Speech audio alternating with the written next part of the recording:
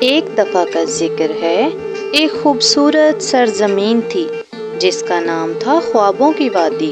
یہ وادی ایک جادوئی قلعے کے گرد بسی ہوئی تھی، جیسے خوابوں کا قلعہ کہا جاتا تھا۔ اس قلعے میں ایک مہربان اور دانا بادشاہ رہتا تھا جس کا نام تھا بادشاہ صفدر۔ بادشاہ صفدر کا ایک خوبصورت بیٹا تھا، شہزادہ ریحان، جو بہت بہادر اور ذہین تھا۔ ایک دن خوابوں کی وادی میں ایک خوفناک دیو جس کا نام تھا خوفناکی دیو آ گیا۔ اس نے قلعے پر حملہ کر دیا، بادشاہ صفدر کو قید کر لیا۔ دیو نے اعلان کیا کہ اگر کوئی شہزادہ ریحان کو نہیں روک سکا تو وہ پوری وادی کو تباہ کر دے گا۔ شہزادہ ریحان نے دیو کو شکست دینے کا عزم کیا۔ اس نے اپنی جادوئی تلوار اٹھائی اور دیو کے قلعے کی طرف روانہ ہوا۔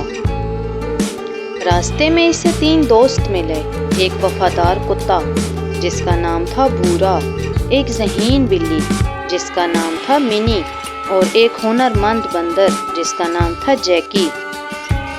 پیارے بچوں، پھر یوں ہوا کہ انہیں رستے میں بہت سارے چیلنج ملے۔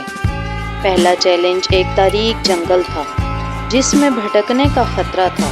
بھورا کی اس شامہ نے ان کا راستہ صاف کیا، آسانی سے وہ جنگل سے باہر نکل آئے۔ دوسرے چیلنج میں انہیں ایک وسیع دریا پار کرنا تھا۔ منی کی چالاکی سے انہوں نے درختوں کی شاخوں سے ایک پل بنایا اور دریا پار کر گئے۔ آخری چیلنج ایک اونچا پہاڑ تھا جس کی چوٹی پر دیو کا قلعہ تھا۔ جیکی نے اپنی پھرتیلی صلاحیتوں سے سب کو پہاڑ کی چوٹی تک پہنچایا۔ قلعے کے اندر دیو نے ان پر حملہ کر دیا۔ شہزادہ ریحان نے اپنی جادوئی تلوار سے دیو کو لڑائی میں مصروف رکھا، جبکہ بھورا، منی اور جیکی نے مل کر دیو کی کمزور حصے کو تلاش کیا۔ آخرکار انہوں نے دیو کو شکست دی، بادشاہ صفدر کو آزاد کروایا۔ خوابوں کی وادی میں خوشی کی لہر دوڑ گئی۔ بادشاہ صفدر نے شہزادہ ریحان اور اس کے دوستوں کو بہادری اور وفاداری کے لیے انعام دیا۔